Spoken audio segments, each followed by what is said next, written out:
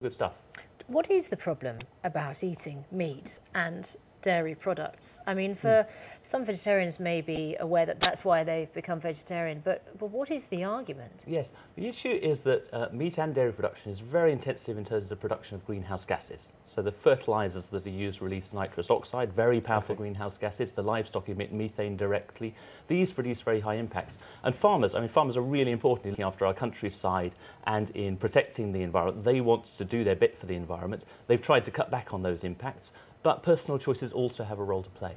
So this is all about cows burping, isn't it? This is the methane produced by cows causing this huge impact on the environment. That's exactly it. And there's some parts you can do about that with technology. So we focused on, in the report, improving greenhouse gas emissions through the production improvements. But the problem is that technology can only take us part of the way. So people's own personal choices have an important role to play. Annette, there at the Vegetarian Society, how many vegetarians do you think have chosen that diet because of the effects on the environment, and how many others because they're concerned about eating a living creature?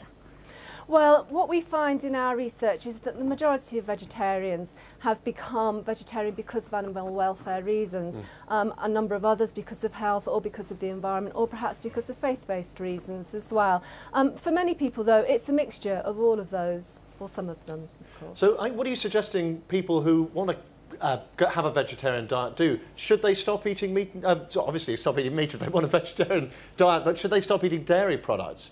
Should they be vegans? Well, certainly one's diet does benefit the environment more the more one cuts down on animal products. So yes, to reduce dairy as well as meat is certainly a good move for the planet.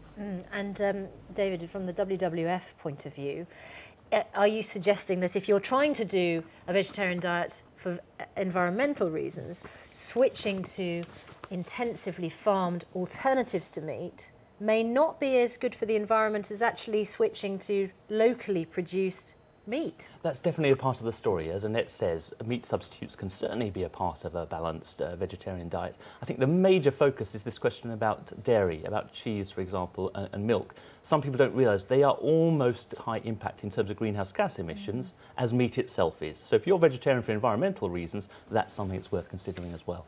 Are you allowed to tell us what your diet is? I eat everything, actually. Okay. But yes, I've chosen to try and give up some meat and some dairy for those reasons. All right, very interesting. Thank you both very much indeed, you. David Norman and Annette Pinner.